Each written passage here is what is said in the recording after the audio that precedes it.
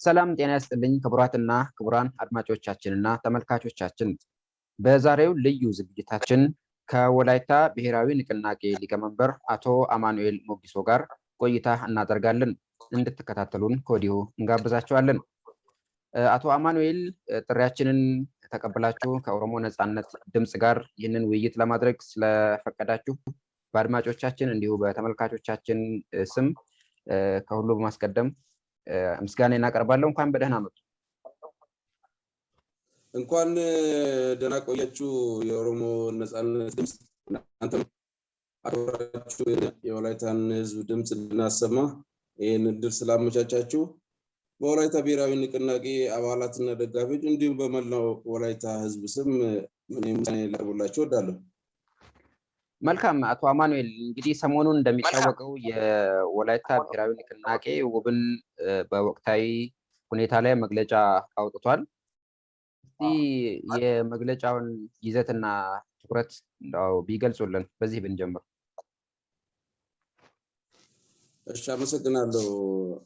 የወላይታ ብሔራዊ ንቅናቄ ሐምሌ 2 ለሁለት ተከታታይ ቀናት ስብሰባ ስራ አስፈጻሚ አድርጎ ቆይቶ በሐምሌ 2 ላይ በወላይታ ህዝብ ታሪካዊ ሞራላዊና ከመሳሪ ራስን በራስ የማስተዳደር ጥያቄን በሚቀለብስ መልኩ የሚመሳዝማሚያ በብልጽግና ፓርቲ የሚደረግ ውይይት መኖሩን ተገንዝቦ በዚህ ጉዳይ የወላይታ ህዝብ የጠየቀው ጥያቄ በህገ መንግስቱና በህግ መሰረት ብቻ እንዲመለስ አካሄዱ ትክክል አለመሆኑን ለመላው ለወላይታ ህዝብም ለኢትዮጵያ መንግስትም ለኛ አባሎቻችንና ደጋፊዎቻችን እንዲሁም አጋሮቻችን እና በአጠቃላይ መላው ለኢትዮጵያ ጭቁን ብሔረሰቦች ከጎናችን እንዲቆሙ ጭምር ይህንን ድምጻችንን ለማሰማት ስንል ነው ስብሰባ ያደረግነው። በዚህ ስብሰባ ላይ ወደ 6 አቋም መግለጫዎችን በማውጣት ነው የቋጨነው። የድርጅቱ አንኳር የመግለጫው ይዘት የሚያጠነጥነው በወላይታ አካባቢ የብልጽግና ፖለቲካ ካድሬ የወላይታን ህዝብ የዘመናት ከትውልድ ትውልድ ሲሸጋገር የመጣውን ራስን በራስ የማስተዳደር ህገ መንግስታዊ ህጋዊና ሞራላዊ ጥያቄን በሚቀለብስ መልኩ እንደምታስታውሱት ዛሬ 2 ዓመት ወደ 11 ዞኖች በደቡብ ክልል ማስተዳደር ጥያቄ እስከ ፌዴሬሽን የተነበረበት ጥያቄ መልስ አግኝቶ ደግሞ በቅርብ ያደጉ ምዕራፍ 5 or 6 የሚሆኑ ዞኖች በክላስተር የማዋቀር አሉ። የተቀሩት ዞኖች ግን እስካሁን ድረስ ጥያቄያቸው ሳይመለስ የቆየበት ሂደት ነበርና የዚህን የቀሩ 11 ዞኖችን አወቃቀር በክላስተር እናዋቀራለን በሚል ውይይት በያቀው ሲያካሂዱ ነበር። ምናልባት መረጃውም እናንተን ደርሷችሁ ሊሆን ይችላል። የዚህ ፕሮጀክት አካል የሆነው በወላይታ ውስጥ ህዝብን የማወያየት ስራ እንሰራለን በሚል የብልጽግና ካድሬ ሲያካሂድ የነበረውን ነገር በመቃወም አንደኛ የአቋም መግለጫችን ዋና ማጠንጠኛው የወላይታ ህዝብ 1887 ጀምሮ በራስ ማስተዳደር አሁን በኢህአዴግ ሲሰርቅ ድረስም ራሴን በራሴ ማስተዳደር አለብን ብሎ ሲታገል የቆየበት ከትውልድ ትውልድ ሲሻገር የመጣ የሀገር ባለቤትነትን የማረጋገጥ ጥያቄ እንዲሁም የደረጃ ግንኙነትን ማቆም እንደ ኢትዮጵያ ባለአደራ ህዝብ እኔም ራሴን በራስ ማስተዳደር ህገ መንግስታዊ መብትም አለኝ ብሎ ሲታገል የነበረው በሚቀለብስ መልኩ አሁን ያደረጉ ያሉትን አካሄድ በመቃወም ነው። ድርጅታችን በዚህ ላይ ነው አንዱን የትኩረት አቅጣጫ ያደረገው። ሁለተኛው ክላስ ማለት የወላይታ ህዝብ የጠየቀው ራስን በራስ ማስተዳደር የክልል ጥያቄ ማለት የስልጣን ባለቤትነት ነው። በፖለቲካ የመወሰን የስልጣን ባለቤት ጥያቄ ነው። የሀገር ባለቤትነት ጥያቄ ነው። የእኩል ተጠቃሚነት ጥያቄ ነው። የደረጃ ግንኙነትን የማቆም ጥያቄ ነው እንጂ በኩታ ገጠም አሁንም 56ቱን ላለፉት 27 ዓመታት ተጨፍልቆ በጋራ ቆይቶ ለ27 እንደከረሙ በከፊል የተወሰኑ ዞኖችን ደግሞ አሁን ለራሱ በሚያመች መልኩ ህዝቡ የተካሄደ ያለው አሁን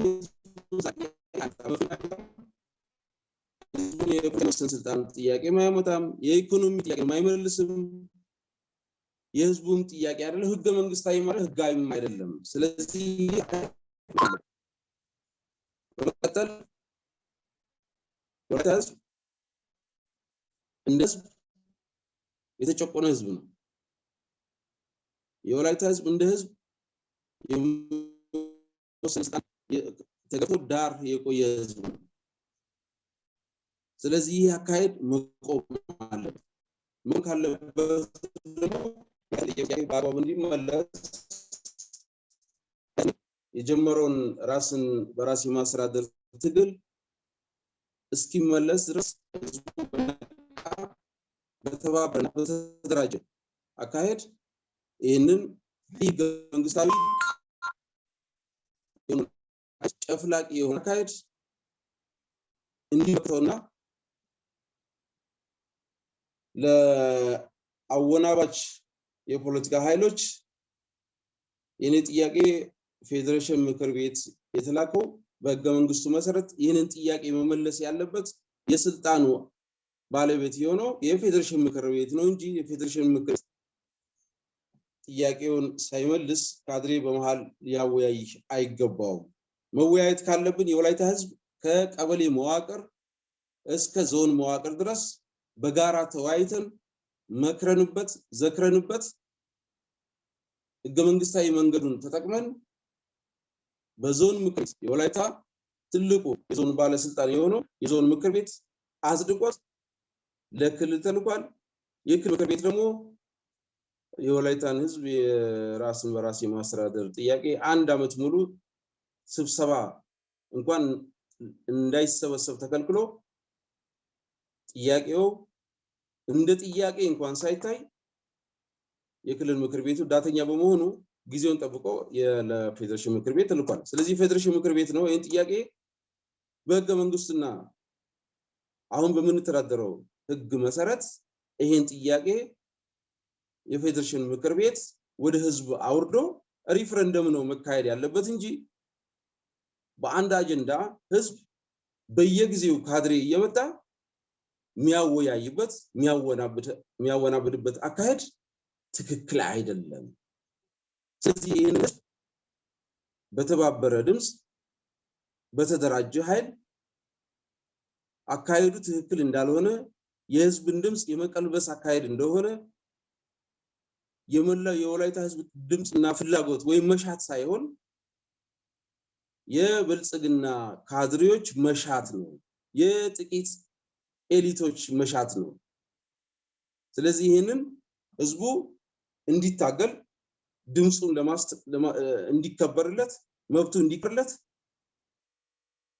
ይሄንን በደንብ አድርጎት ለብልጽግና ካድሬዎች መልስ እንዲሰጥ ለማስገንዘብ ጭምር ነው። ሌላኛው ይሄ ትግል እንደሚታወቀው የወላይታ ብቻ አይደለም። ኢትዮጵያ ውስጥ ብሔር ብሔረሰቦች ለዘመናት የተጨቆኑባት ኢትዮጵያ ለዘመናት በደረጃ ግንኙነት የከረመች ናት። ስለዚህ የወላይታ ህዝብ ጭቆና የሌሎችም ጭቁን ብሔር ብሔረሰቦች ጭቆና እንደሆነ ተገንዝቦ ሌሎች ብሔር ብሔረሰቦችም ይሄን አካሄድ ከጎናችን ቆሞ እንዲያውቱና የወላይታ ህዝብ ጥያቄ እንዲመለስ በጎናችን እንዲቆሙ ጥሪ ለማቅረብ ጭምር ነው። ሶስተኛው እንደምታውቀው ተራማጅ የፖለቲካ ኃይሎች ከኢትዮጵያ ብሔር ብሔረሰቦች በመቀጠል በሶስተኛነት ህዝባችን አጋር ብለን የምንላቸው ህብረ ብሔራዊ ፌደራሊስት ኃይሎች ወይንም ለብሔር ብሔረሰቦች እኩልነት፣ ለብሔር ብሔረሰቦች የጋራ ተጠቃሚነት እውነተኛ ህብረ ብሔራዊ አገር ተገንብታ ለማየት የሚታገሉ የፖለቲካ ኃይሎች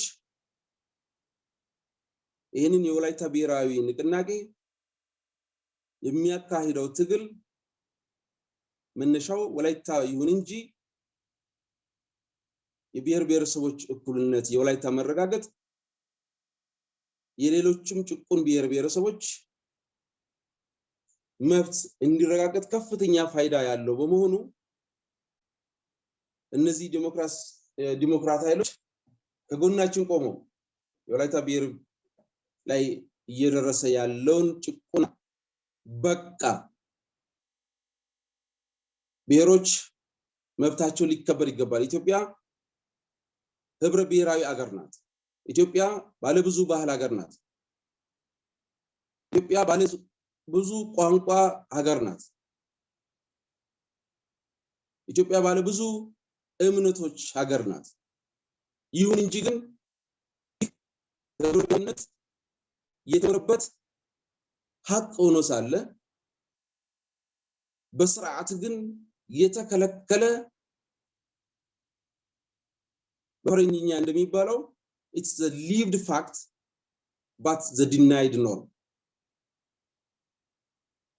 ይህንን ምዕራፍ እስካላበቃን ድረስ እቺ ሀገር የወደፊት ዕጣ ፈንታዋ መበታተን ነው የሚሆነው። ብሔሮች መብታቸው ተከብሮ የፖለቲካ የመወሰን ስልጣናቸው ተረጋግጠው እኩል የሀገር ባለቤት ሆኖ በዚች ሀገር ዕጣ ፈንታ በፖለቲካ ጉዳይ፣ በኢኮኖሚ ጉዳይ፣ በማህበራዊ ጉዳይ ባህላቸውም እኩል ተስተናግደው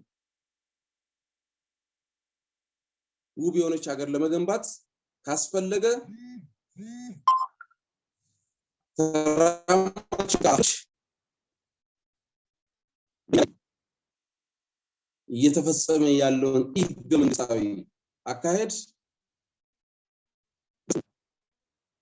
መቃወም ስለሚገባው ይህንን ለማስተላለፍ ነው። አንደኛው ሶስተኛው አራተኛው የወላይታ ብሔራዊ ንቅናቄ የወላይታ ህዝብ ጥያቄ በሰላማዊና ህጋዊ መንገድ መልስ እስኪያገኝ ድረስ የወላይታ ብሔራዊ ንቅናቄ የትግል መርህ የሆነውን ሰላማዊ ትግል መሰረት በማድረግ የነቃ ትግል ህዝቡን በመምራት በቀበሌው፣ በየወረዳው፣ በየመስሪያ ቤቱ በተለያዩ የህዝብ አደረጃጀቶች ህዝብን ሞቢላይዝ በማድረግ ህዝቡን በማንቃት የጨቋኝ አገልጋይ ካድሬዎች መልእክት እንዳያሳስታቸው አባሎቻችን ህዝቡን በማስተማር ሞቢላይዝ በማድረግ በመምራት በማስተባበር ግንባር ቀደም ሚና መጫወት ስለሚገባቸው ይህም ለወላይታ ብሔራዊ ንቅናቄ ታሪካዊ ወቅት ነው። ይህን ታሪካዊ ወቅት አባሎቻችንና ደጋፊዎች ግንባር ቀደም ሆኖ ኃላፊነት በተሞላበት እንዲታገሉ ጥሪ ለማስተላለፍ ነው። ይህ ትግል ዛሬ የተጀመረ አይደለም። ይህን ትግል የምንታገለው በእውነትና ፍትህ ላይ ተቆመን ነው። ይህን ትግል የምንታገለው ታሪካችን ላይ ቆመን ነው። በዚህ ትግል በርካቶች ተሰደዋል። በዚህ ትግል በርካቶች ተሰውተዋል። በርካቶች ከስራ ተፈናቅለዋል። በዚህ ትግል በርካቶች ዛሬ የበይ ተመልካች ሆነዋል። ወላይታ ራስን በራስ ማስተዳደር የህልውና ጉዳይ ነው። ስለዚህ ይህ ትግል የሁሉም ነው። ሁሉም ህብረተሰብ ከህፃን እስከ አዋቂ መላው የወላይታ ህዝብ ትግሉ ያንተ ነው፣ ትግሉ የኔ ነው ብሎ በባለቤትነት እንዲታገል አባሎቻችን ለዚህ ትግል ደግሞ ግንባር ቀደም ሚና መጫወት እንዳለባቸው። እንደሚታወቀው የወላይታ ብሔራዊ ንቅናቄ የለውጥ ፓርቲ ነው። ወላይታ ብሔራዊ ንቅናቄ በወላይታ እሴት ላይ የቆመ ፓርቲ ነው። ወላይታ ብሔራዊ ንቅናቄ ወላይታ እንደ ብሔር ትላንትና በዓለም ላይ የራሱ መገበያያ ገንዘብ የነበረው ካረንሲ የነበረው ዛሬ ግን ልጆቹና ህፃናት በየከተማው አደባባይ ላይ ተሰደው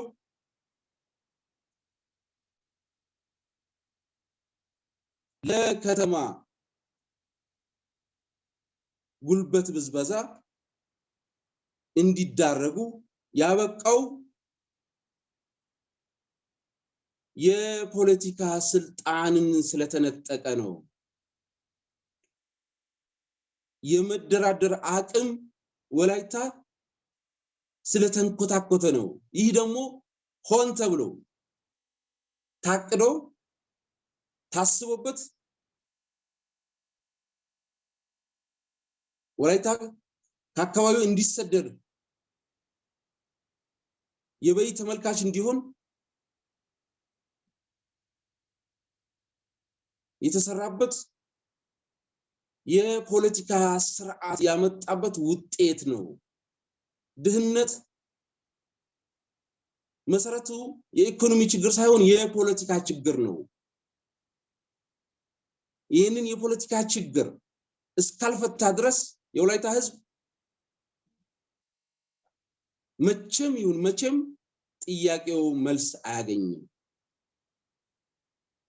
ብልጽግና ፓርቲ ለወላይታ የመወሰን ስልጣንን የፖለቲካ የመወሰን ስልጣን ባለቤትነትን እስከነፈገ ድረስ ወላይታ ብልጽግና የሹፈት ነው፣ ለበጣ ነው። ስለዚህ ወላይታ መበልጸግ ካለበት መጀመሪያ የኢኮኖሚው፣ የማህበራዊ፣ የባህላዊ የሁሉ መሰረት የሆኑ የፖለቲካ የመወሰን ስልጣን የመደራደር አቅም እንዲኖረው መብቱ ሊሰጠው ይገባል።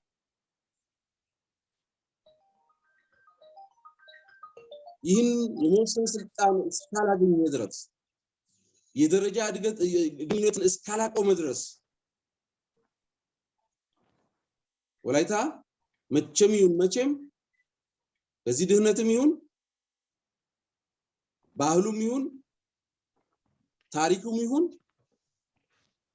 ሪስቶር ማድረግ አይታሰብም።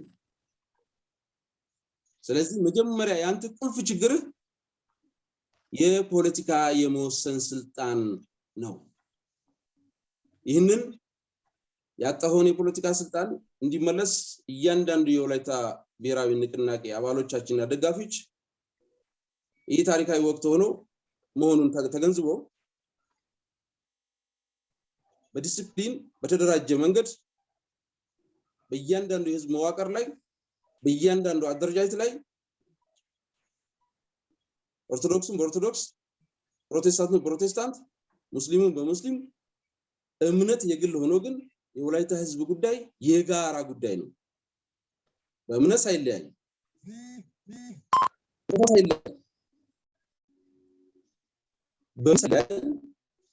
በእድሜ ሳይለያይ የጋራ የሆነውን የመወሰን የስልጣን ጉዳይ እንዲታገል አባሎቻችን ይህንን ህዝቡን ሞቢላይዝ እንዲያደርጉ መልእክት ለማስተላለፍ ነው። ሌላኛው እንደሚታወቀው ማህፀኗ በጣም ለምለም ነው። በተለያዩ ሀገራት የሚገኙ ለወላይታ ህዝብ የሚቆረቆሩ በግልም በተደራጀ መልኩ እየታገሉ ያሉ የወላይታ ተወላጆች በተለያዩ ዓለማት የሚገኙት ይህንን ትግል በተባበረ ክንድ አንድ ላይ ሆኖ በሐሳብም በልምድም በፋይናንስም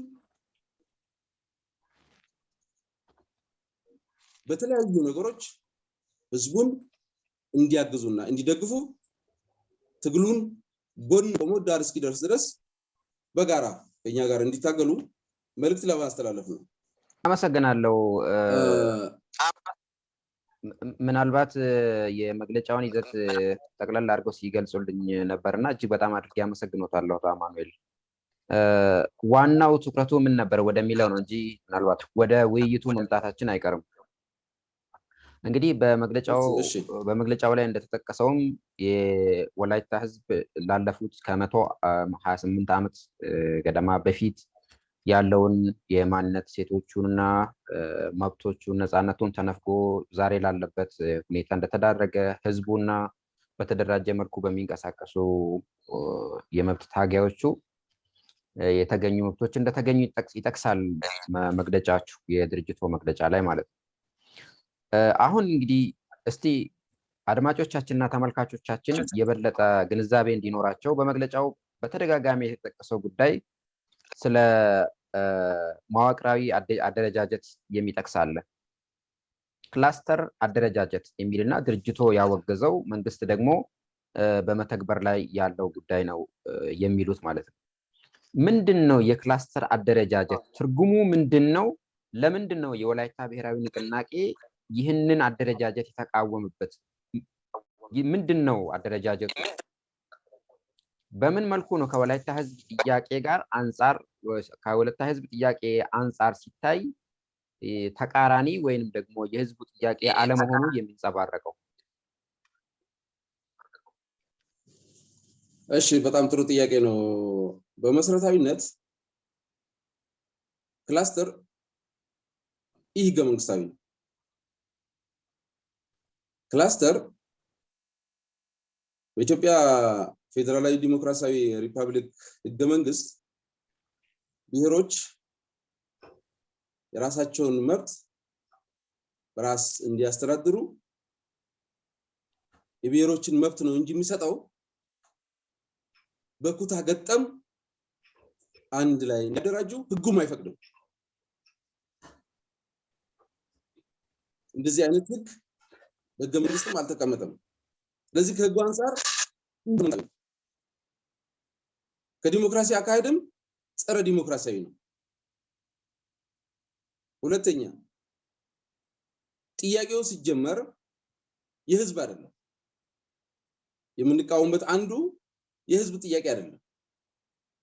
የጥቂት የፖለቲካ ኤሊቶች መሻት ነው። የወላይታ ህዝብ ራስን በራስ የማስተዳደር ባጭሩ ወላይታ ህዝብ መንግስት ነው የጠየቀው። መንግስት ስል ወላይታ ብሔራዊ ክልላዊ መንግስት ነው እንጂ ብሎ አልጠየቀም። ስለዚህ የህዝብን ጥያቄ አይደለም። ሶስተኛው ክላስተር እንደሚታወቀው ደቡብ ምዕራብ ላይ አሁን በክላስተር በተደራጁት እንኳን በየጊዜው ሮሮ ነው የምንሰማው። ካፈጻጸም እንኳን ብናይ በደቡብ ኦሞ አካባቢ ላይ እንደዚሁ የዞን መዋቅር ሰርተናል ብሎ ያሉበት ላይ በየጊዜው እንደምሰሙት ጦርነትና ግድያ ነው። ለምንድን ነው ሲባል የህዝብ ፍላጎት አለመሆኑ ነው። ስለዚህ በህዝብ ፍላጎት ያልሆነበት ወይ የሚወሰነው ውሳኔ ሄዶ ግጭትን ነው የሚያመጣው። የህዝቡን የልማት ተጠቃሚነትን ነው የሚያሳጣው። ኢቭን ከዚህ ማልፎ ለዘመናት አብሮ የኖሩ ብሔር ብሔረሰቦችን አላስፈላጊ ቅራኔና ቁርሾ ነው የሚያተርፈው። ስለዚህ በመሰረታዊነት ለቆመለት ህዝብ ለጠየቀው ህዝብ ጥያቄ አይመልስም። በጋራ እንጨፈልቃለን ለሚሉትም ህዝብ ጥያቄ አይመልስም። ትልቁ ነገር ደግሞ ፈንዳመንታሊ የወላይታ ብሔራዊ ንቅናቄም ሆነ የወላይታ ህዝብ ይህን ክላስተር የሚቃወምበት ደኢህዴን ባለፈው 2 ዓመት የአዲሱ ብልጽግና አንድ ጥናት አስጠናው ብሎ በይፋ ጥናት ስለ በኮታንኮት ላስቀምጠውና በዛ ጥናት ላይ ምንድነው ለህዝቡ ይፋ ያደረጉት ላለፉት 27 ዓመት የደቡብ ብሔር ብሔረሰቦች ደቡባዊ ማንነትን ገንብተዋል። እህሳ ስለዚህ እኛ አብረን መኖር ወይም ደግሞ 56ቱ አብሮ ቢሆኑ ይሻላል። ይሄ ነው ዋናው ትልቁ። ይሄ ሐሳቤ የኢምፓየር አስተሳሰብ ነው።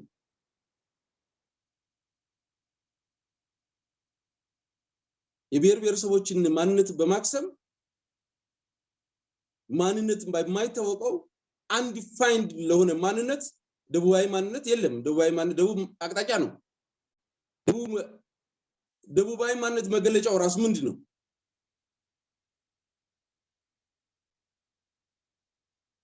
አንናውን የሆነ አንዲፋይንድ የሆነ መገለጫ። ያ ማለት ብሔር ብሔረሰቦች ማንነታቸው የጠፋ ምናልባትም ብሔሮች ቋንቋቸውን፣ ባህላቸውን፣ ታሪካቸውን ለውጠው ረስተው አዲስ አናውን የሆነ የኢምፓየር ማህበረሰብ ለመገንባት የሚደረግ ፕሮጀክት ነው። ያንን ፕሮጀክት የወላይታ ህዝብ ከፓርቲያችንና ከህዝባችን ጋር ሆኖ ታግሎ ከሌሎች ብሔር ብሔረሰቦችም ጋር ሆኖ ታግሎ ያን ፕሮጀክት ውድቅ ነው ያደረገው። ያስ ስላልተሳካላቸው አሁን በሁለተኛው ፕሮጀክት ንዑስ ጨፍላቂ አስተሳሰብ አምጥቶ አሁንም በኩታ ገጠም ህዝቦችን አንድ ላይ ለመጨፍለቅና ለማስቀመጥ የሚደረግ እሳቤ ስለሆነ ይህ እሳቤ ጸረ ብሔር ብሔረሰቦች ነው። የኢምፓየር አስተሳሰብ ነው። ስለዚህ አንዱ ወላይታ ብሔራዊ ንቅናቄ ከሚታገለው እሳቤ አንዱ ኢምፔሪያሊዝም ነው። ስለዚህ ከአደረጃጀታችን ከትግል መሪያችንም ጭምር ለህዝባችን ባህል፣ ታሪክ፣ ማንነት የሚታገል ፓርቲ እስከሆነ ድረስ ይሄን አስተሳሰብ በጽኑ ነው እናወግዘው። ስለዚህ በየትኛውም አንግል የወላይታን ህዝብ ጥቅም አይመልስም። በየትኛውም አንግል የወላይታን ህዝብ ጥቅም አይመልስም። ፖለቲካዊም ይሁን ማህበራዊ፣ ባህላዊ ጥያቄዎችን የማይመልስ የጥቂት የፖለቲካ ኤሊቶች አካሄድ ስለሆነ ነው የተቃወሙ። አመሰግናለሁ። እንግዲህ እኔም የጠየኩት የወላይታ ህዝብ የወላይታ ብሔራዊ ንቅናቄ ጥያቄና እንዲሁም የወላይታ ህዝብ ጥያቄ ምን ይመስላል፣ እንዲሁም ደግሞ አሁን እየተካሄደበት ያለው የክላስተር አደረጃጀት ሲገለጽ ወይንም ለአድማጭ ተመልካቾቻችን ሲተነተን ምን ይመስላል የሚለውን ከእርሶ ለመስማት ነው። ክቡራት አድማጮቻችንና ተመልካቾቻችን በመከታተል ላይ ያላችሁት ከወላይታ ብሔራዊ ንቅናቄ ሊቀመንበር አቶ አማኑኤል ሞጊሶ ጋር እያደረግን ያለው ቃለ መጠይቅ ነው። አቶ አማኑኤል እንግዲህ ስለ እንደ ድርጅቶ እያደረጉት ያለውን እንቅስቃሴ እንዲሁም የወላይታ ህዝብ ለመብቱ መከበር እያደረገ ያለውን እንቅስቃሴ እየገለጹልን ያሉት፣ እስቲ ወደ ወቅታዊ ተጨባጭ ነባራዊ የህዝቡ ሁኔታ እንምጣና በአሁኑ ወቅት ሀገሪቷና በተለይም የወላይታ ህዝብ ያለበት ነባራዊ ሁኔታ ምን ይመስላል? ተጨባጭ ሁኔታ ህዝቡ በምን ሁኔታ ላይ ይገኛል? ከፖለቲካ አንጻር ከተለያዩ አንጻር ቢገልጹልን ይሄንን። አመሰግናለሁ። ያው እንደሚታወቀው እንዳጠቃላይ እንደ ሀገር ኢትዮጵያ ክራይሲስ ውስጥ ነው ያለችው። በሚያሳዝን ሁኔታ ዛሬ ላይ እያንዳንዱ ሰው ሚኒማም የሆነውን አንድ ዜጋ በአንድ ሀገር ውስጥ ወጥቶ ለመግባት የሚፈራበት ደረጃ ላይ ደርሰናል። በየቦታው ግጭት ነው።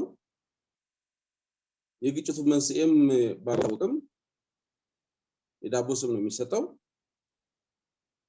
ጦርነት እንግዲህ ላለፉት ዓመታት ሀገሪቱን ከፍተኛ ቀውስ ውስጥ ያስገባ እርስ በርስ ጦርነት ላይ የከረምንበት ነው። የሚያሳዝን ሁኔታ ማለት ነው። እርስ በርስ የተዋጋንበት ምናልባትም በዚህ በአዲሱ ትውልድ በኢትዮጵያ ታሪክም በጣም ዘግናኝ የሆነ ሰዓትና ጊዜ ነው ያሳለፍነው። ያም አልፎ እዚህ ደረጃ ላይ ደረሰ። በየቦታው አሁንም የዜጎች ሞት፣ የዜጎች እስራት በየቦታው አሁንም አልቆመም። ህዝቡ በየቦታው ይጮሃል። ስለዚህ ኢትዮጵያ ከፖለቲካ አንጻር ኦልሞስት አጣብቂኝ ውስጥ የገባችበት ነባራዊ ሁኔታ ላይ ነው። ኢኮኖሚውን በወሰድን እንደሆነ ዛሬ ላይ ምናልባት የቀን ጉርስ አሳሳቢ የሆነበት ደረጃ ላይ ነው የደረስነው። ኢኮኖሚ ከአቅም በላይ ሻቅቧል። ህዝቡ ኑሮን መቋቋም አቅቶታል። ኢኮኖሚ ወድቋል፣ ደቋል። ከዚህ ባለፈ የዓለም ዲፕሎማሲ እንደሆነ ከዓለም ሆኖስ ኢትዮጵያውን ተነጥላለች ማለት ይቻላል። በዲፕሎማሲ አንጻር ምናልባትም በታሪክ እኔ ይኖር እርግጠኛ አይደለሁም፣ ግን እኔ ባለኝ ዕውቀት ኢትዮጵያ እንደዚህ ከዓለም የተነጠለችበት ወቅት የለም ማለት ነው።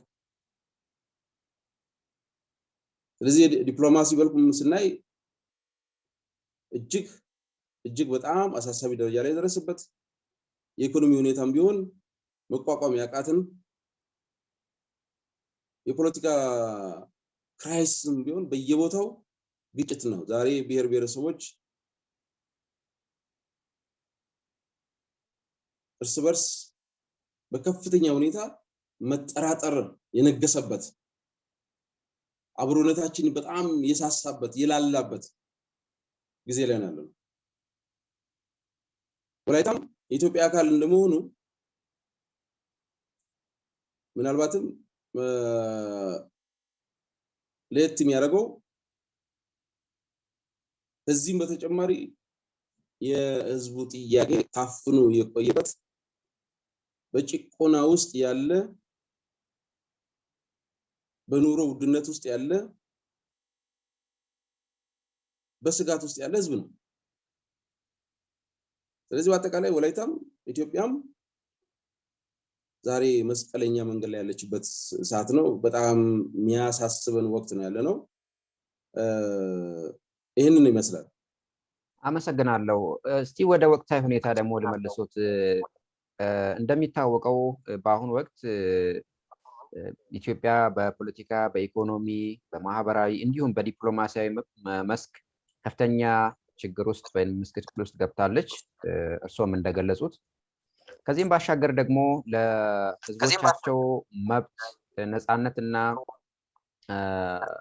ሁለንተናዊ ማንነቶች መከበር የሚታገሉ ድርጅቶችም ከሰላማዊ የትግል መስክ ተገፍተው በከፍተኛ ችግር ውስጥ ይገኛሉ። ማለትም የፖለቲካ እንቅስቃሴ ሰላማዊ የፖለቲካ እንቅስቃሴ ሙሉ በሙሉ ወይንም በከፍተኛ ሁኔታ አደጋ ላይ በወደቀበት ሁኔታ ውስጥ እንገኛለን።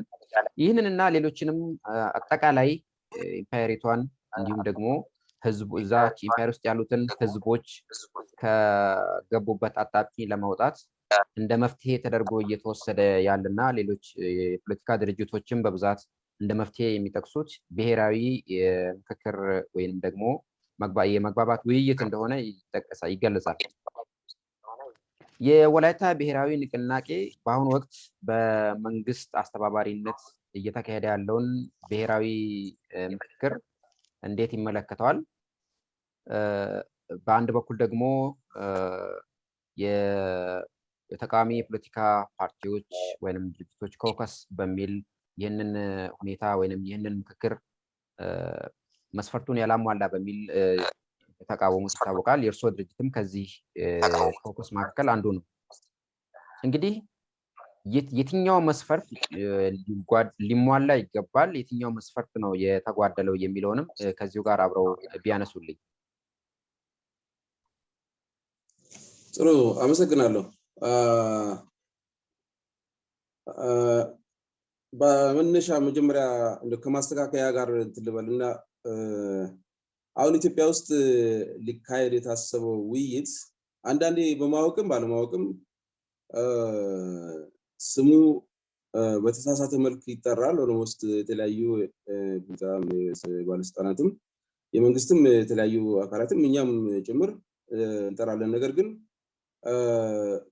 ፖለቲከኛ እንደመሆናችን ሀሳቦች ወይም ደግሞ ቃላቶች ብዙ ነገርን ስለሚወክሉ አሁን ሊደረግ የታሰበው አገራዊ ውይይት ወይም ህብረ ብሔራዊ ውይይት ነው፣ ምክክር ነው እንጂ ኢትዮጵያ ህብረ ብሔራዊ ሀገር ናት።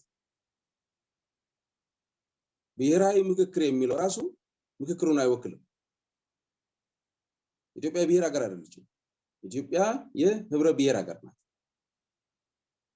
ስለዚህ ከስሙ ማስተካከያ ጀምሮ ህብረ ብሔራዊ ምክክር ወይም ደግሞ አገራዊ ምክክር ነው።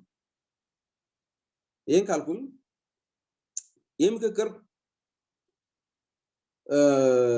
በታሪክ እንግዲህ በተለያዩ ድርሳናት እንዳነበብ ነው የተለያዩ ሀገሮች እንደዚህ አይነት ነገር አጣብቂኝ አሁን ቅድም ባልሰነው መልክ አገሪቱ መሻገር ሲያቅታት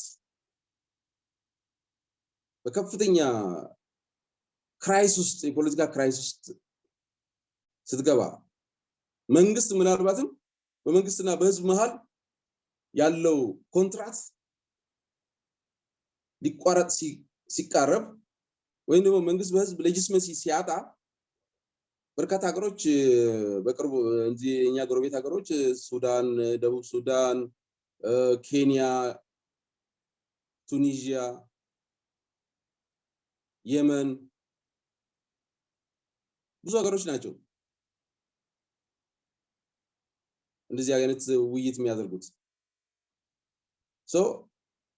በዚህ ውይይት ሂደት ላይ ውይይቱ ሲጀመር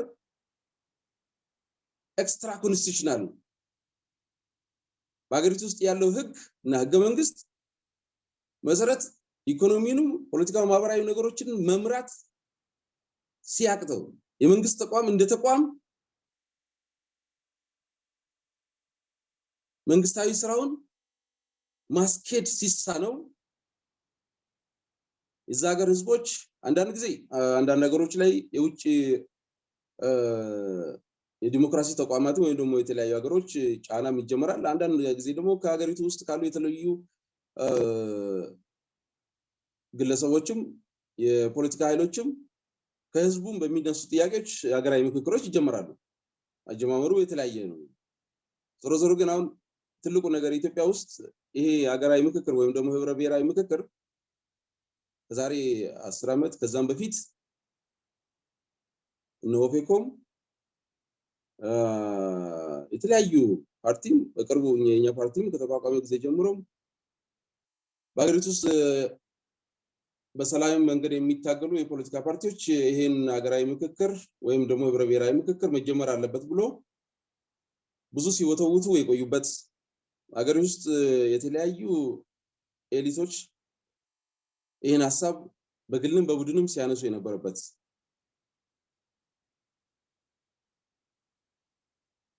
ጥያቄ ነው።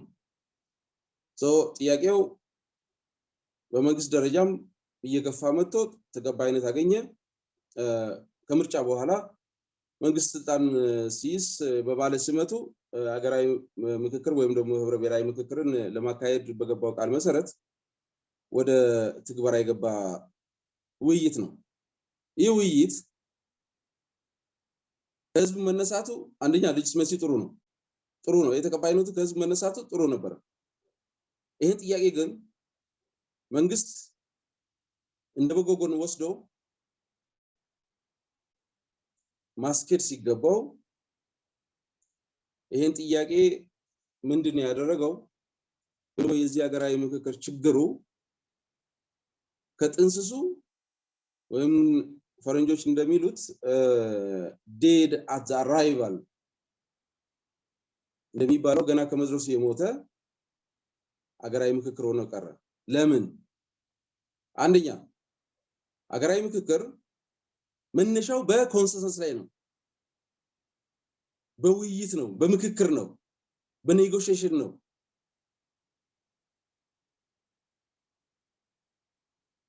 ይህ ሆኖ ሳለ ገና ይህንን ውይይት ለመጀመር ሲታሰብ ረቂቅ አዋጅ ስለሚያስፈልገው ለዚህ ረቂቅ አዋጅ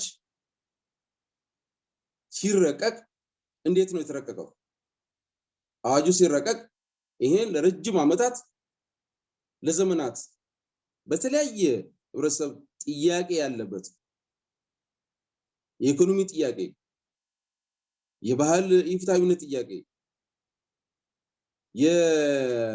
እስካሁን ድረስ በጋራ ሊያስማማን እንኳን ያልቻለ የታሪክ ጥያቄ ያለበት፣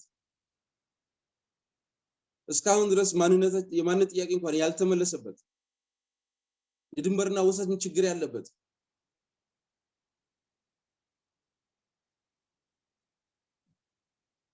አሁን ደግሞ ጦርነት ላይ ገባንበት። ይሄን ድራፍት ሲዘጋጅ መንግስት በሞኖፖሊ በጥቂት የብልጽግና ኤክስፐርቶች ነው የተዘጋጀው ድራፍት ከዝግጅቱ። ስለዚህ ይሄ ድራፍት ሲዘጋጅ ሶስት መሰረታዊ ነገሮችን ነው ያፋለሰው። አንድ አሳታፊ አይደለም፣ ሁለት ግልጽ አይደለም፣ ሶስት አካታች አይደለም። ይህን ድራፍት ሲዘጋጅ አንድ ቀን ለፖለቲካ ፓርቲዎች ለውይይት ቀረበ። እንግዲህ ድራፍቱ ተዘጋጅቶ የሚቀጥለው ምንድነው? ውይይት ነው የሚካሄደው በድራፍቱ ላይ። ድራፍቱ ሲጀመር ሲዘጋጅ በአጠቃላይ ሀገራዊ ምክክር የሚባለው ወይም ደግሞ ህብረ ብሔራዊ ምክክር የሚባለው በአስተሳሰብ ደረጃ ኤክስትራ ኮንስቲቱሽናል ነው። አንዳንድ ሀገሮች ላይ ህገ መንግስት ወይም ሽግግር መንግስት እስከማቋቋም ድረስ ያስኬዳል። ይሄ ሀገራዊ ምክክር ትልቅ ነገር ነው። አገርን የወደፊት እጣ ፋንታ የመወሰን ጉዳይ ነው። የአገሪቱን ዘላቂ ችግር የመፍታት ጉዳይ ነው። አገሪቱን በትክክለኛ ምህዋር የማቆም ጉዳይ ነው። ስለዚህ ህገ መንግስቱም ያልፈታቸውን ጥያቄዎች ሊፈታ የሚታሰብ ጥያቄ ስለሆነ ከድራፍት ጀምሮ ሲዘጋጅ ብልጽግና ሞኖፖላይዝ አድርጎ መሄድ ሳይሆን የተለያዩ ጥያቄ ያላቸው ኃይሎች ተሳትፎ ያለበት አትሊስት አሳታፊ የሆነ ትራንስፓረንት የሆነ ኢንክሉሲቭ የሆነ ድራፍት ፕሪፓሬሽን ያስፈልግ ነበር። አልተደረገም። ያ ሳይደረግ ያ ድራፍት ተዘጋጅቶ ሲመጣ አንድ ቀን ብቻ ይቅርታ አቶ አማኑኤል በመሃል አቋርጦት ይቅርታ እዚህ ጋር አድማጮቻችንና ተመልካቾቻችን የበለጠ ማብራሪያ እንዲያገኙ አሳታፊ አይደለም ሲሉ እነማን አካላት ወይንም ያልተሳተፉት እነማን ነበሩ አካታች አይደለም ሲባል ምንን ማካተት ነበረበት የሚለውንም አብሮ በዚህ ቢጠቅሱልኝ ለማለት ፈልጌ ነው በግልጽ እንደው ይሄ እነዚህን አካላት ወይንም ይሄንን ወገን ወይንም ግለሰብም ሊሆን ይችላል ሌላም እርሶ የሚጠቅሱት ምንድነው አሳታፊነትና አካታችነት በምን ሁኔታ ነው የሚገለጸው አሳታፊነት አካታችነት ግልጸኝነት የምንለው ድራፍቱ ሲዘጋጅ ማካተት ካለበት ያንድ የብልጽግና ኤክስፐርት ሳይሆን ምክንያቱም አገር ወደፊት ለዚች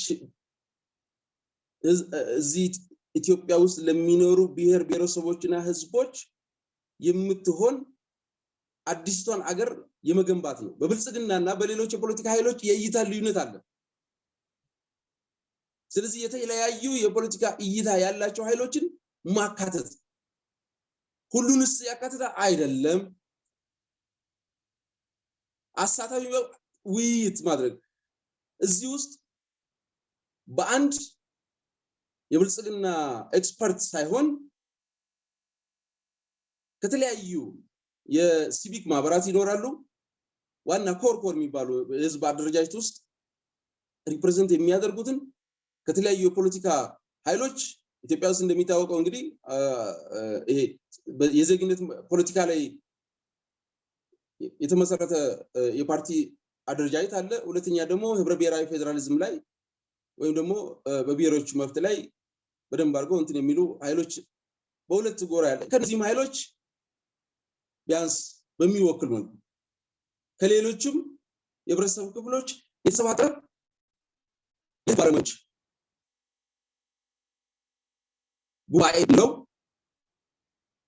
አንደኛ ዝግጅቱን አካታችነት ነው ሁለተኛ አሳታፊ ስል በዛ ውይይት ላይ በዛ ድራፍት ላይ ይሄ ድራፍት ከተዘጋጀ በኋላ ለሌሎች ኃይሎች ደግሞ ቀርቦ ሐሳብ እንዲሰጥበት በዛ ሐሳብ ላይ ተመስርቶ የዛ ሐሳብ ሲካተት ተሳትፎ ነው የሚባለው ይሄ ነው ይሄ አልተደረገም በድብቅ የሆነች ቦታ ላይ ለሆነ ጊዜ ቁጭ ብሎ ብልጽግና በራሱ ያዘጋጀው ሰነድ ነው እሺ እዛ ተዘጋጀ የሚቀጥለው ስቴፕስ ወደሚቀጥለው ስቴፕ ይሄ ዝግጅት ከተዘጋጀ በኋላ ድራፍቱ ከተዘጋጀ በኋላ ለፖለቲካ ፓርቲዎች የጋራ ምክር ቤት ለውይይት ቀረበ ለፓርቲዎች የጋራ ምክር ቤት ለውይይት ሲቀርብ ፓርቲዎች የጋራ ምክር ቤት በዛ ውይይት ላይ ምንድነው ያነሱት ውይይቱ ለ3 ሰዓት ነው የቀረበው አዋጅ ነው የወደፊቱን የ120 ሚሊዮን ህዝብ እጣ ፋንታ የሚወስን አዋጅ ነው ያንን የ120 ህዝብ የ120 ሚሊዮን ህዝብ እጣ ፋንታ ሊወስን ሊደረግ የታሰበውን አገራዊ ምክክር ሊመሩ የሚመረጡ ኮሚሽነሮች የሚተዳደሩበት አዋጅ ነው የሚወጣው ከቃላት ጀምሮ አሁን ቅድም ያልኩ ብሔራዊ ህብረ ብሔራዊ አገራዊ ከተርሙ ጀምሮ ማለት ተርሚት ማተርስ አገሪቱን የሚወክል መሆን አለበት ስለዚህ ይሄ ተገቢ አይደለም ፓርቲዎች በዚህ አዋጅ ላይ እኛም በአንድ ጊዜ በ3 ሰዓት ፕሬዘንቴሽን መወሰን አንችልም የህግ ጉዳይ ስለሆነ እኛም በፓርቲዎቻችን ወስደን አስተችተን የራሳችን ሐሳብ ይዘን ቀርባለን በሚል በሌላ ቀን ለመገናኘት ቀጠሮ ተያይዘን ተለያየን እንደተለያየን በሳምንቱ በሳምንት ወር በተወሰነ ቀን ውስጥ በሚኒስትሮች ምክር ቤት የሀገራዊ ምክክር አዋጅ መጽደቁ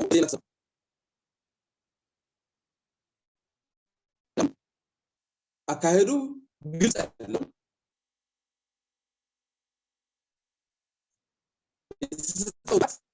አልካተም ግባት መወሰደ ምንለው ለዚህ ነው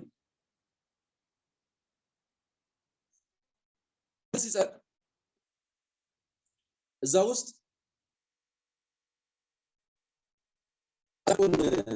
ስናይ መጀመሪያ ላይ ጠቅላይ ሚኒስትር ፓርላማው የአንድ የፖለቲካ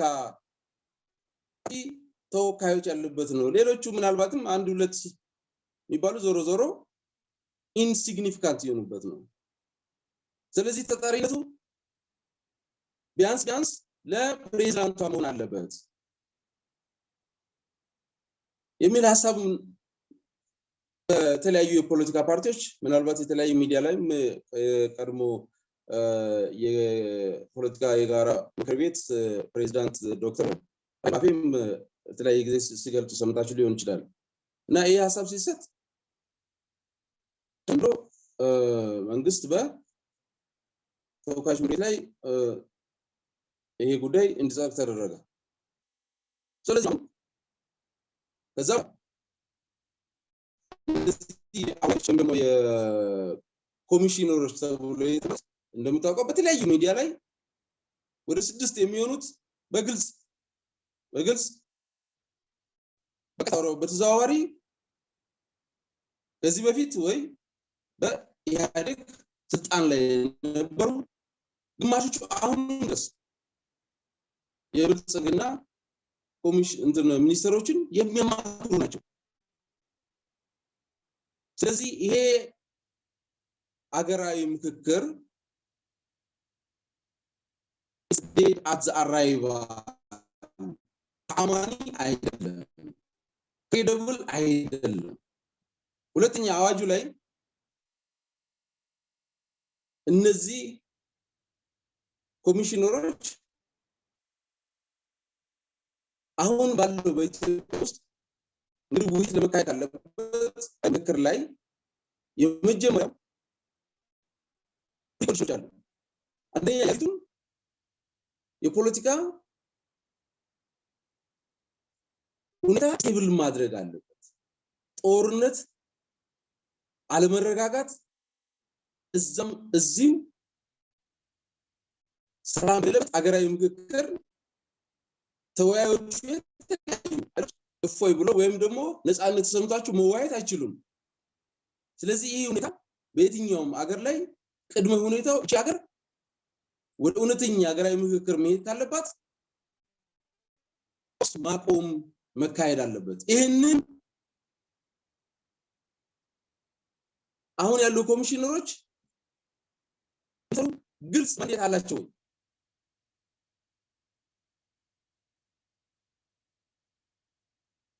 አሁን ከመንግስት ጋር ጦር መዘው እየታገሉ ያሉ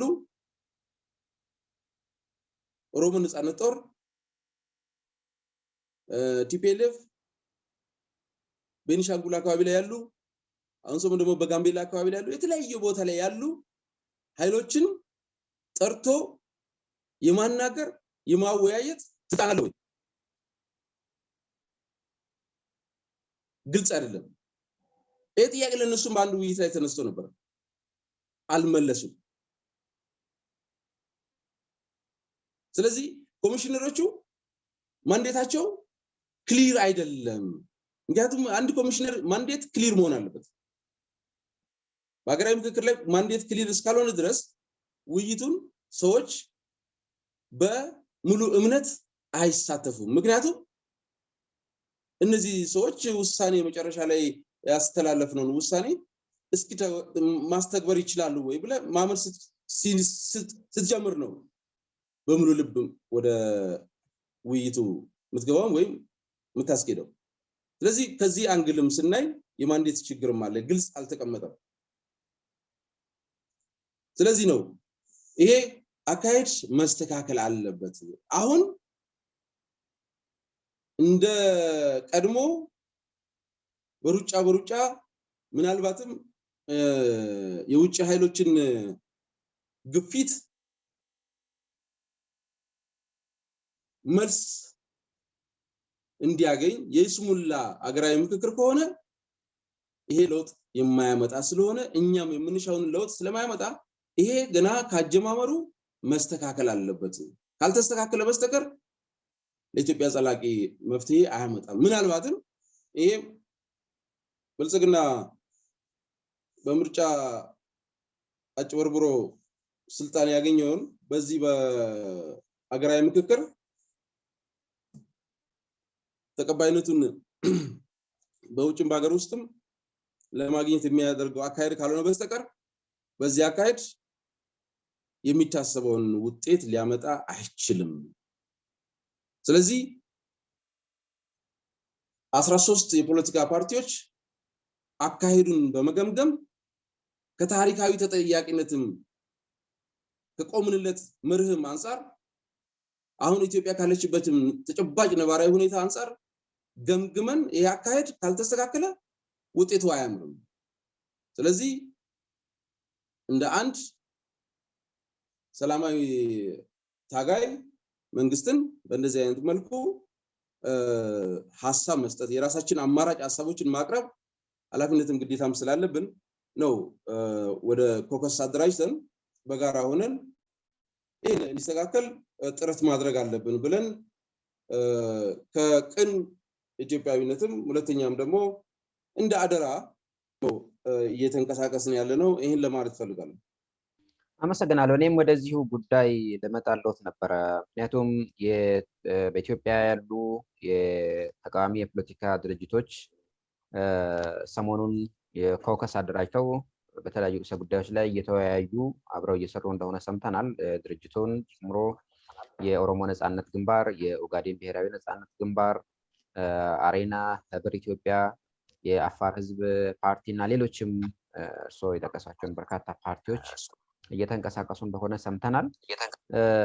ሰሞኑን ደግሞ ከትላንት በስቲያ በፊንፊኔ በሚገኘው የዩናይትድ ኪንግደም የዩኬ ኤምባሲ የኮከሱ አባላት ውይይት አድርጓል ከተለያዩ አገራት ከተወጣጡ ዲፕሎማቶች ጋር። ስለዚህ ጉዳይ የሚሉን ወይንም ለአድማጭ ተመልካቾቻችን የሚገልጹት ነገር ካለ?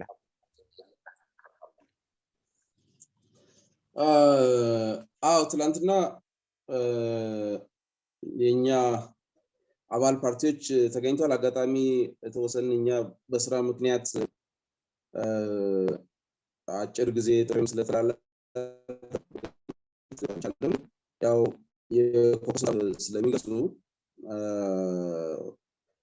ተገኝተዋል። በዚህ ሂደት ላይ ያሉን የተቋቋሙበትን ዓላማ ምን ይዘው እንደተነሱ ምን ጥያቄ እንዳላቸው የዚህን ኮከስ ኮንሰርን አይ ቲንክ ብሪፍ የማድረግ ነገር ነው። ኮንሰርናቸውን ምንድነው ኮንሰርናቸው የሚለው ነገር ነው። ምንድነው ያለ ብላችሁ አይነት ጥያቄ ነው እና አይ ቲንክ እዛ ላይ የኮከሱን ዓላማ በደንብ አድርጎ የተገኙ ፓርቲዎች አብራርተዋል። አይ ቲንክ የዲፕሎማቲክ ማህበረሰቡም የዚህን ኮከስ ዓላማ በደንብ እንዲገነዘብ ያደረጉበት ጥሩ መድረክ ነበር።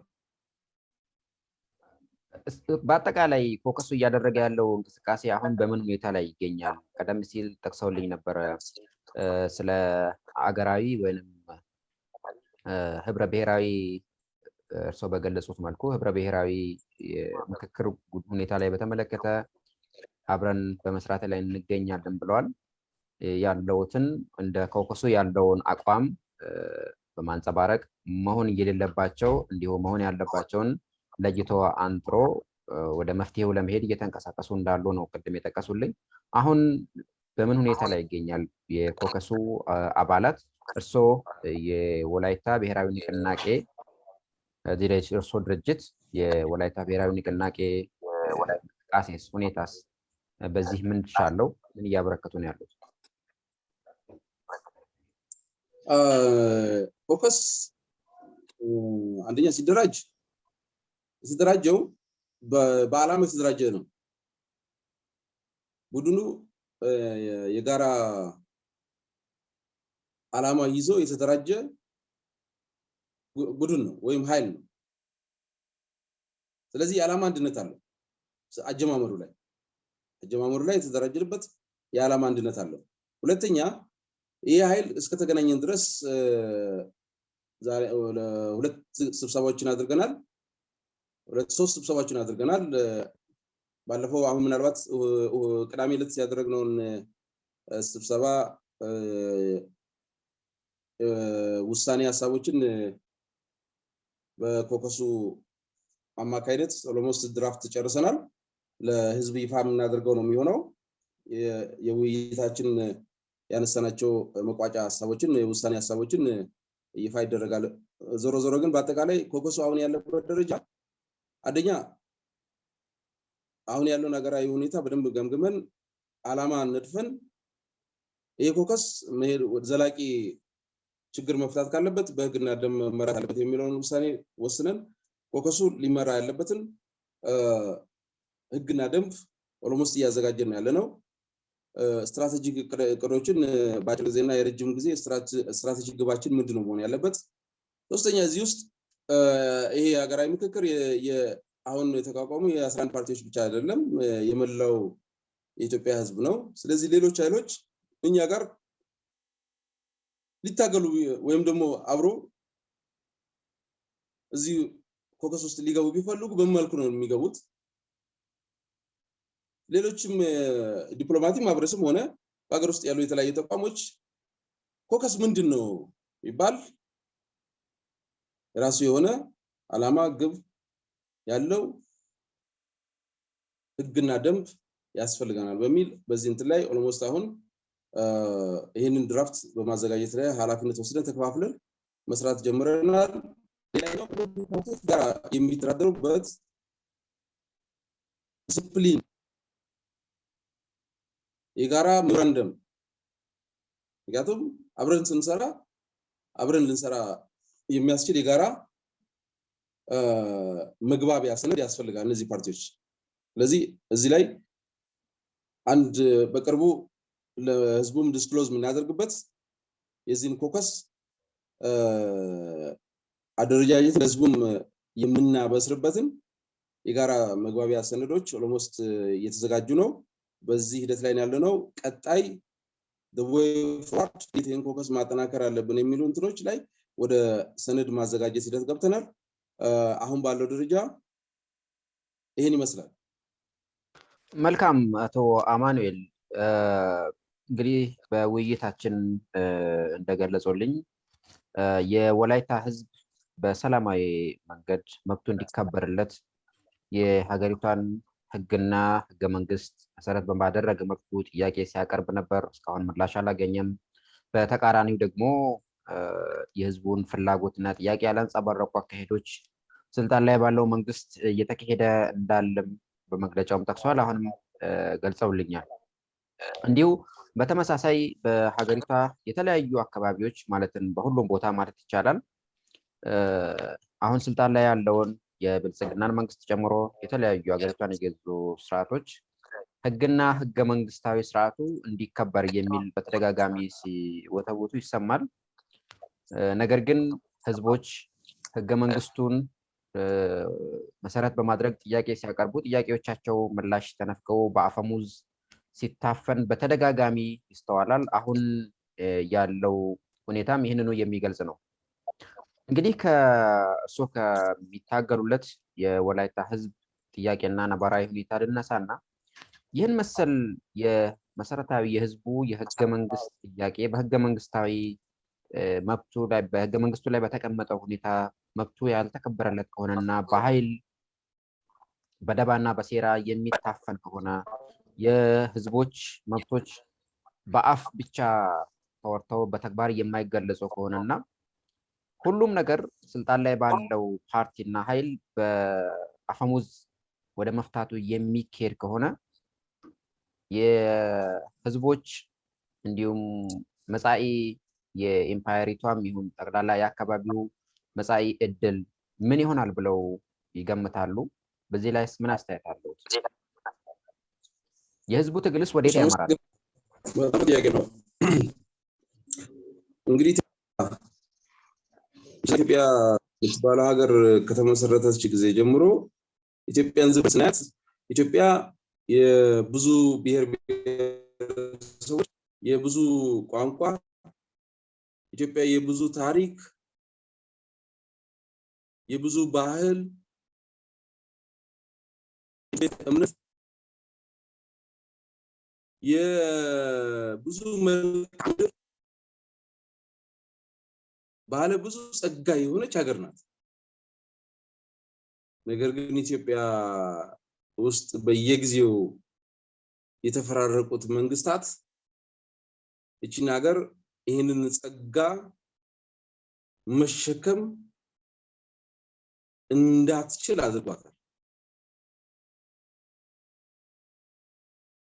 ኢትዮጵያ የምትታወቀው በብሔር ጭቆና ነው። ኢትዮጵያ የምትታወቀው በምድር ጭቆና የምትታወቀው በባህል ጭቆና የምትታወቀው ኢትዮጵያ በአንድ ሀገር ውስጥ እየኖረች እስካሁን ድረስ በሀገሪቷ ታሪክ መግባባት የተሳናት ሀገር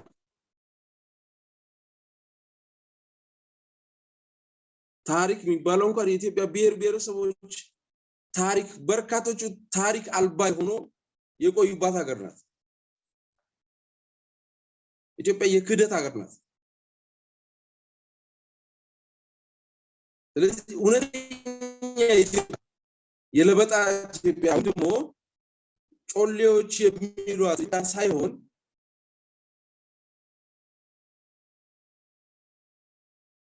ኢትዮጵያ እውነተኛ ኢትዮጵያ የብሔር ብሔረሰቦችን ታሪክ በትክክል ተጽፎ የሚነገርባት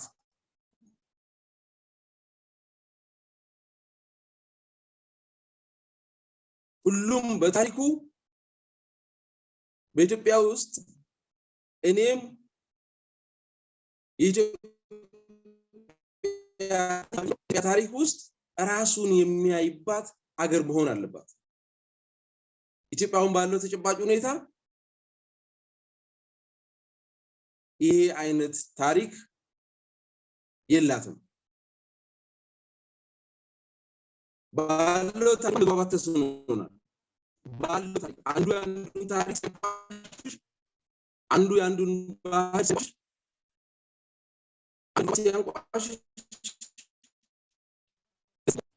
መነሻ ሆኖ ሲያገለግል የቆየው የስርዓቱ ውጤት የዚህ ምንጭ የሆኑት ጥቂት የስልጣን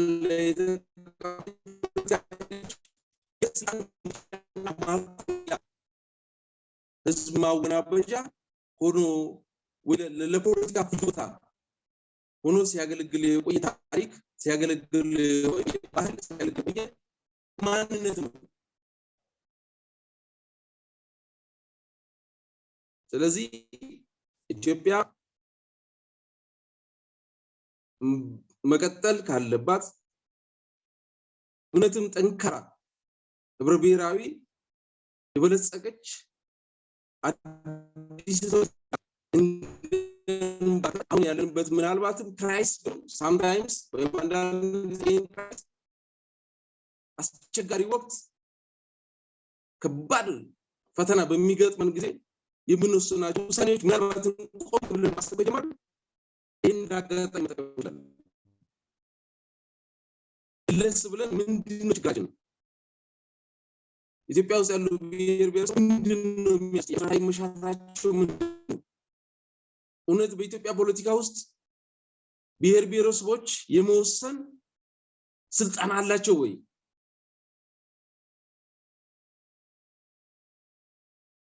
የኢትዮጵያ ኢኮኖሚ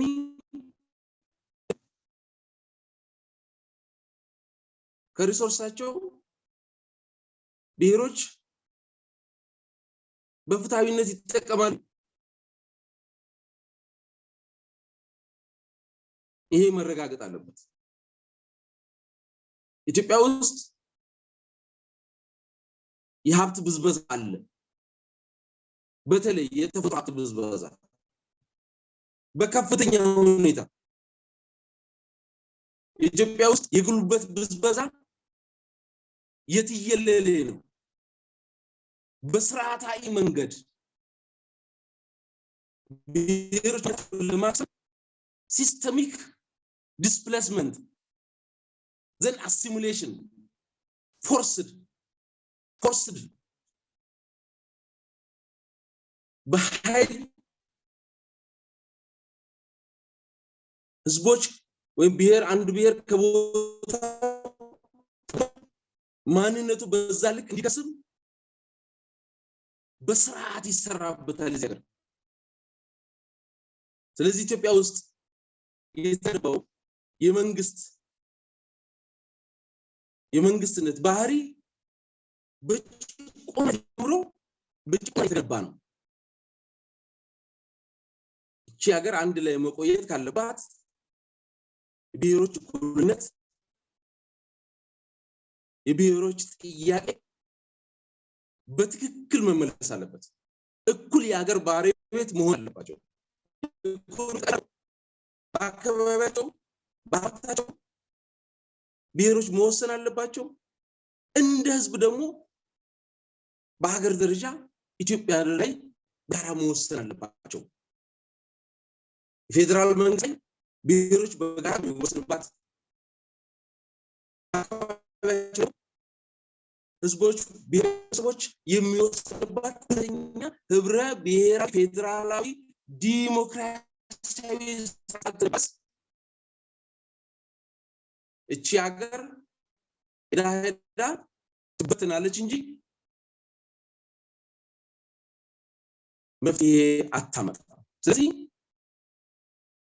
በህዝቦች የፊውዳሉ ስርዓት የመሬት ላራሹን ጥያቄ በከፊል መልሷል።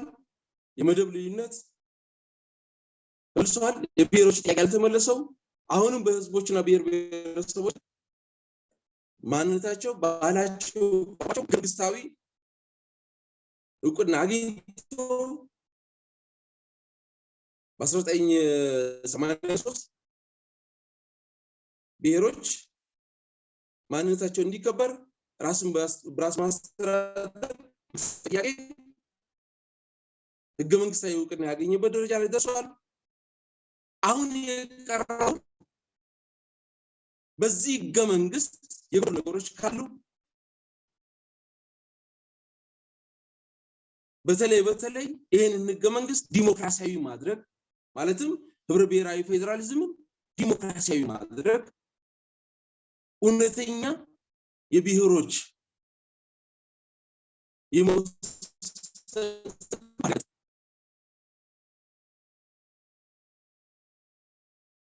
ስለዚህ ከመንግስቱ ማክበር የብሔር ብሔረሰቦች እየመለሱ እዚህ ሀገር ላይ ዲሞክራሲያዊ ስርዓት ካልገነባ ድረስ በኃይልና በአፈሙዝ ትበተናለች እንጂ ኃይል ሰላም አያመጣም። ወታደር ብቻውን ሰላም አያመጣም። ወታደር ሰው ተቆ አይችልም። በሚሊተሪ ሀገር አቆይባል ነው ለተወሰነ ጊዜ ምክንያቱም ግን ያ ሚሊተሪ ሰዎች መሀል ይወጣ ስለሆነ ጭቆና ስርዓት ቆየ ፊቱ የህዝቡ አካል ስለሆነ ወደ ህዝቡ መቀር ይካሄ ነው። ስለዚህ ጭቆና ወይም ደግሞ የኃይል አገዛዝ ጥያቄ መመለስ እውነተኛ ህብረ ብሔራዊ ፌደራል ስርዓትን መገንባት ኢትዮጵያን በትክክል በስሟ መመጣት ኢትዮጵያ አሁን በስሟ አይደለም የምትጠራው ህብረ ብሔራዊ አገር ነው። ኢትዮጵያ እንድትበለጽግ ከተፈለገ የእያንዳንዱ ብሔር ብሔረሰብና ህዝብ ባህሉ፣ ታሪኩ፣ ቋንቋው ተከብሮ በአካባቢው በቀየው የፖለቲካ ስልጣን ባለቤትነት ተረጋግጦ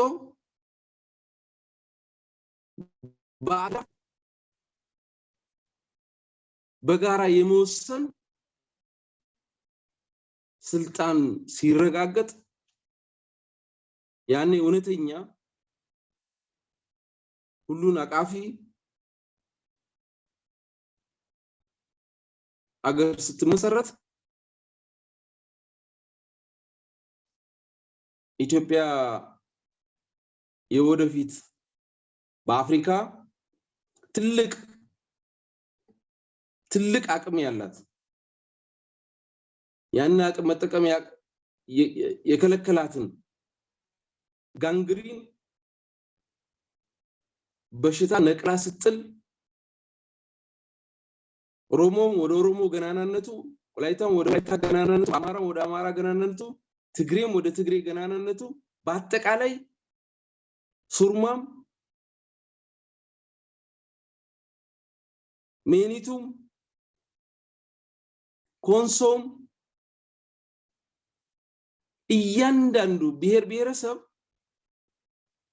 በድርሻው ልክ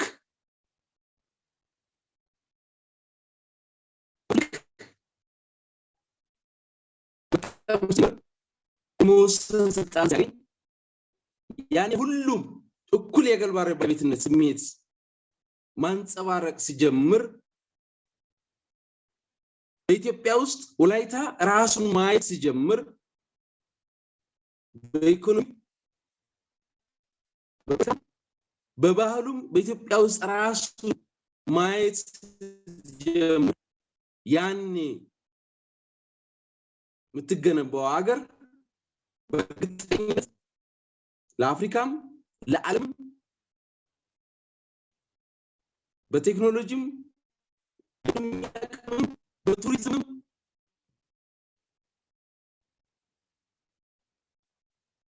ሳቢና ኢኮኖሚ የፖለቲካ ከአፍሪካ አልፋ ለመላው ዓለም ማዕከል መሆን የምትችል ባለጸጋ ሀገር ናት። ለዚህ ደግሞ ውዝም አለ። ያን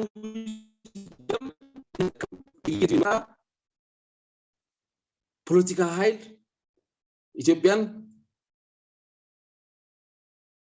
ጸጋዋን እንዳትጠቀም አድርጎ ዛሬ ላይ ወደ ብተና የመሄድ አፋፍ ላይ የደረሰበት ጊዜ ላይ ድረስ ነው። ብዝሃነትን ማስተናገድ ስላቃታት ነው ኢትዮጵያ ስለ ሀገሯን ሳይሆን በየወቅቱ የሚመጡ ገዢዎች አሉ። አማኑኤል እንግዲህ በርካታ ነጥቦችን ጠቅሰውልኛል። አቶ አማኑኤል እንግዲህ ውይይታችንንም በበርካታ ጉዳዮች ላይ ተወያይተናል። አቶ አማኑኤል በመጨረሻም የወላይታ ህዝብ ለዘመናት ለከፈለው መስዋዕትነት የትግሉ ውጤት ወይ ፍሬው ያፈራ ዘንድ እንዲሁም የኦሮሞ ህዝብ እስከዛሬም ድረስ በተለይም ወጣቱ ትውልድ እየከፈለ ላለው የህይወትም ጭምር ከባድ መስዋዕትነት በኢትዮጵያ ውስጥ ያሉ ብሔሮች ብሔረሰቦችና ህዝቦች መብቶቻቸው እንዲከበሩ እየከፈሉት ላለው መብትና እንዲሁም ደግሞ መብታቸው እንዲከበር ደግሞ እያቀረቡት ላለው ጥያቄ ምላሽ ለማስገኘትና ህዝቡ በነፃነት በሰላማዊ ሁኔታ ይኖር ዘንድ ከተለያዩ አካላት ምን ይጠበቃል ይላሉ? እንደ ወላይታ ብሔራዊ ንቅናቄ ሊቀመንበር የሚያስተላልፉት መልእክት ካለ በመጨረሻም እድል ልስጦትና ፕሮግራማችንን በዚሁ እንቋጫለን። አጠቃላይ ህዝብ ጥያቄው እስኪመለስ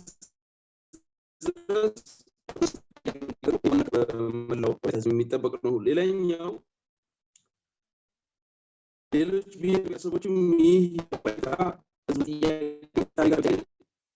የሌሎች ብሔረሰቦችንም መብት ጥያቄ አድርጎ ወስዶ በዛችን ጥያቄ ተመልሶ ዲሞክራሲያዊ ህብረ ብሔራዊ ፌደራላዊ ስርዓት እንድንገነባ ወላይታም የትግሉን ፍሬ እንዲያይ ሌሎች ብሔረሰቦችም ከጎናችን ቆማችሁ ይህን ትግል እንድትደግፉ በተለይ ተራማጅ የፖለቲካ ኃይሎች የወልቃይት ብሔራዊ ንቅናቄን ትግል በመደገፍ ድምጽ በመሆን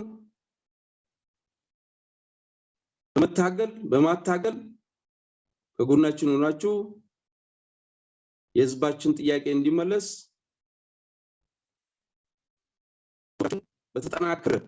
ድጋፋችሁን በተጠናከረ መንገድ ከወትሮ በላቀ ደረጃ ከጎናችን ቆሙ ጥሪዬን አቀርባለሁ። በመጨረሻም ኢትዮጵያ የበለጸገች ብሔሮች እኩልነት የተረጋገጠባት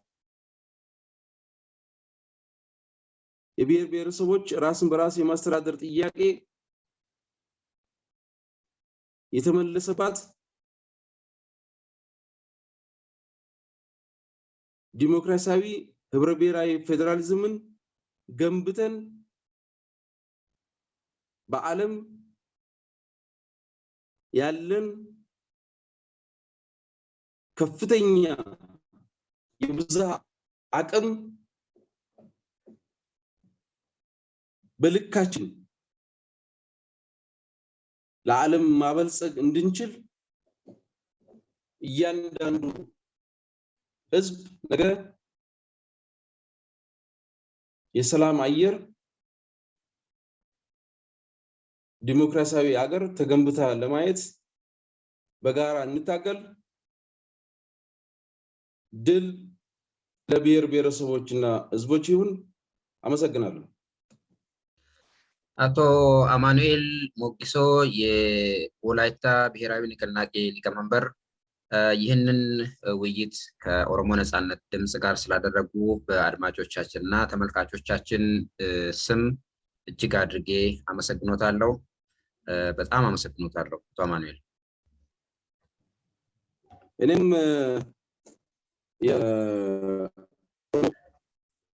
የድምጽ ሬዲዮ ለብሔሮች ብሔረሰቦች እኩልነት በተግባር ለምታሳዩት ድጋፍ እጅግ አድርጌ በወላይታ ብሔራዊ ንቅናቄ አባላትነት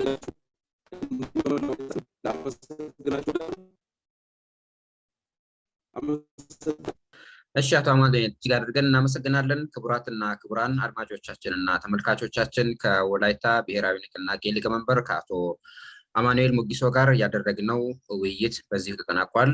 በድጋሚ አቶ አማኑኤልን በእናንተ በአድማጮቻችንና ተመልካቾቻችን ስም እናመሰግናለን። እናንተም ከኛ ጋር ሆናችሁ ዝግጅታችንን ወይም ውይይታችንን ስለተከታተላችሁ እጅግ አድርገን እናመሰግናለን። ጤና ይስጥልኝ።